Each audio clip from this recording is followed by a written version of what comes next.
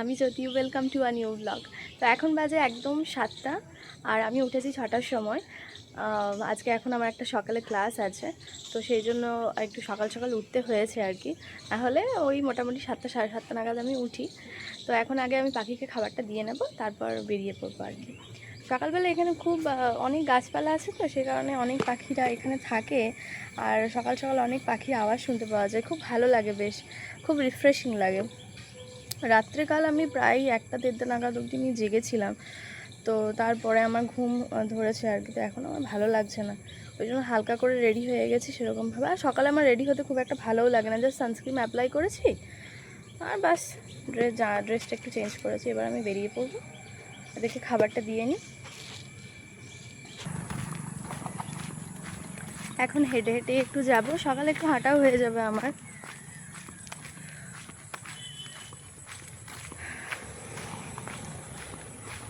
রোদটা দারুণ লাগছে সকালবেলায়। আমি প্রায় পৌঁছে গেছি স্টুডেন্টের বাড়ির কাছে। আর কি চমৎকার রোদখানা দিয়েছে সকালে। সকালের এই রোদটা তো খুব ভালো লাগে, শরীরের জন্য ভালো। তো এক্সাম কেমন হয়েছে বল? ভালো হয়েছে। কি কি এসেছিল? সিন এসেছিল দ্য কিংস টেল থেকে, আর্থারের পার্টটার থেকে। আচ্ছা, আর আনসিন এসেছিল প্রসবী চিত্রা, যেটা পড়ানো হয়েছিল। কমন পড়ে গেছিল। হ্যাঁ। আর কি কি এসেছিল বলো? আর ওই আনসিন থেকে কোয়েশ্চেন আনসার পড়েছিল, খুবই সহজ পড়েছিল। আর সিন থেকে ওই বই থেকে যেগুলো করানো হয়েছিল সেগুলোই এসেছিল। আর গ্রামার? গ্রামার পার্টিসিপল পড়েছিল একটা, হ্যাঁ। ওই ইনফিনিটিভ পড়েছিল একটা, হ্যাঁ। ভয়েস চেঞ্জ দুটো পড়েছিল। আচ্ছা, আর ভয়েস চেঞ্জগুলো ডুয়েবল ছিল? হ্যাঁ, ভয়েস আচ্ছা। চেঞ্জ হয়েছিল। আচ্ছা আর প্রিপোজিশন থেকে পড়েছিল। আচ্ছা, এগুলোই তো ছিল সিলেবাস। আর আর প্রসেসিং ছিল। প্রসেসিং কোনটা দিয়েছিল? Processing mango pickle. Mango pickle. আচ্ছা, আর প্যারাগ্রাফ? প্যারাগ্রাফ দেয়নি, একটাই রাইটিং দিয়েছে। কত নম্বরের ছিল ওটা? 10 নম্বরে। আচ্ছা, তাহলে পরীক্ষা ভালো হয়েছে। হ্যাঁ। ওকে। ক্লাস শেষ করেই বেরোলাম। এখন যাওয়ার পথে বাড়ির জন্য দুধ নেব, আর খুব সম্ভবত দুটো ঝাঁটাও কিনতে হবে, কারণ ভাদ্র মাসে তো ঝাঁটা কিনতে নেই, আর শ্রাবণ মাসের কয়েকদিনই রয়েছে। তো যাওয়ার সময় যদি ভালো সেরকম ঝাঁটা পাই তো বাড়ির জন্য নিয়ে নেব। আর আজকে আমাদের ওই পালন আছে আর কি, মা মনসার যে পালন হয়, ওই যে হয় না ক্ষীর পিঠে, তারপর দই ছিঁড়ে, তো আজকে আমাদের ওই ক্ষীর পিঠের পালনটা রয়েছে, তো সেটার জন্য দুধ লাগবে পায়েস করতে।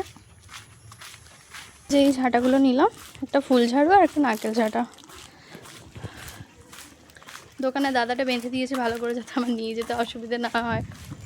আর এক হাতে ব্লগিং করছি আর এক হাতে ঝাঁটাগুলো রয়েছে, ছাতাটা খুলতে পারছি না, একটু রোদ পাচ্ছি।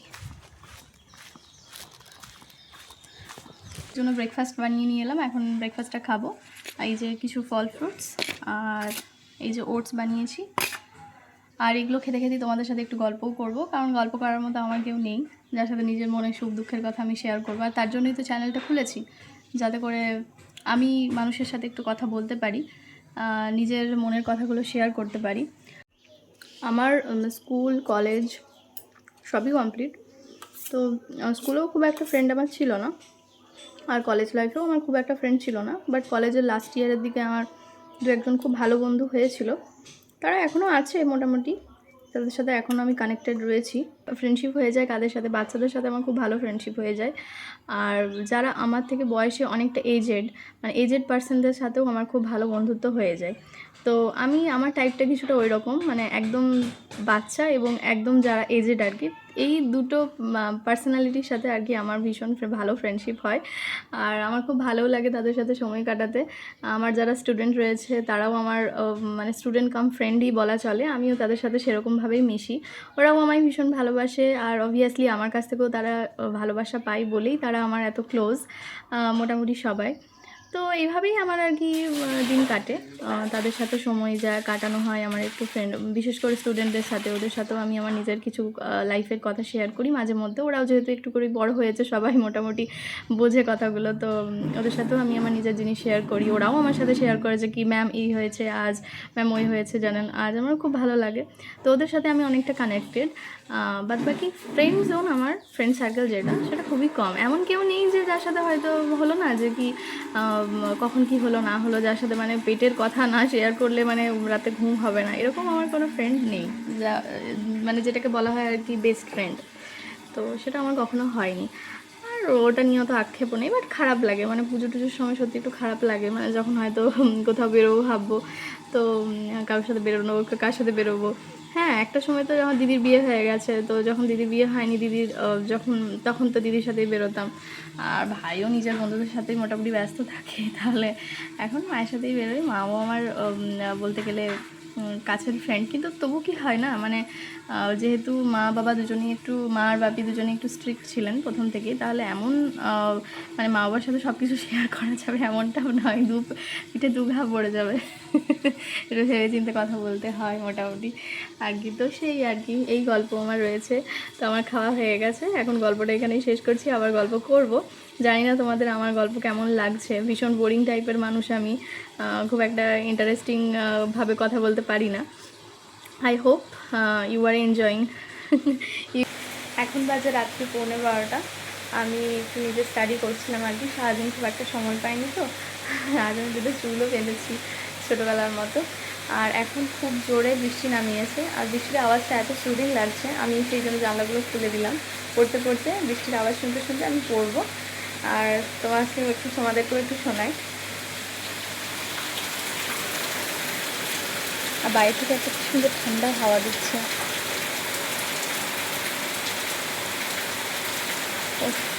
রাত্রে বৃষ্টি এনজয় করা একটা আলাদাই ব্যাপার।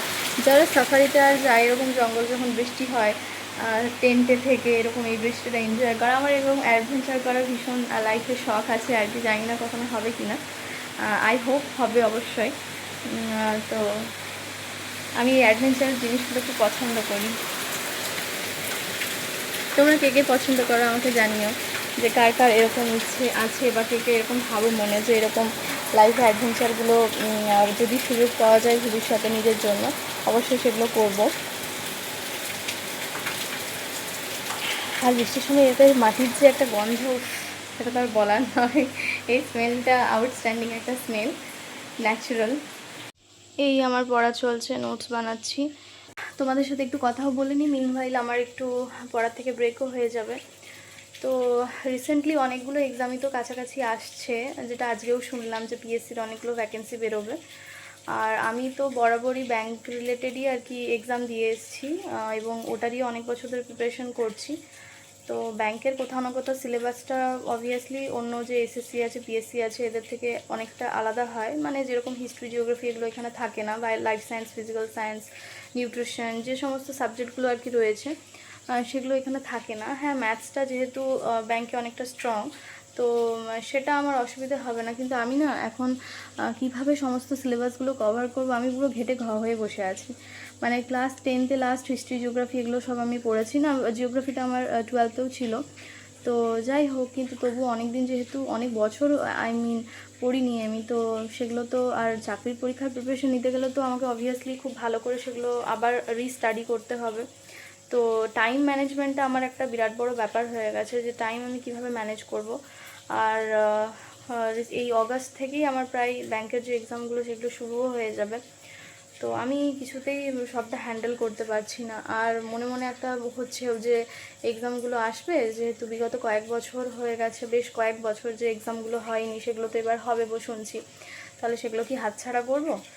আর মানে প্রিপারেশনটাও সে আমাকে একদম আবার প্রথম থেকে, মানে মানে একদম নতুনভাবে আমাকে প্রিপারেশনটা নিতে হবে। আমার এসএসসি, পিএসসি এইসব দিকে আমার একদমই জানা নেই যে কীরকম কোশ্চেন আসে বা কীরকমভাবে আমাকে স্টাডি করতে হবে। তো পুরো ব্যাপারটাই আর কি আমাকে ফ্রেশলি আর কি আমাকে হ্যান্ডেল করতে হবে।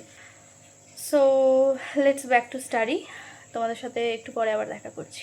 আমি ব্লগটা এন্ড করতে একদম ভুলে গেছি, শুয়ে পড়ে আবার মনে পড়লো যে আমার তো ব্লগটা এন্ড করা হয়নি। তো আজকের ব্লগটা আমি এখানেই এন্ড করছি। দেখা হচ্ছে খুব জলদি একটা নতুন ব্লগের সাথে। Till then do like, share and comment to my YouTube channel which is Jyoti De Modak. Bye bye, good night. তোমরাও শুয়ে পড়ো। বাই।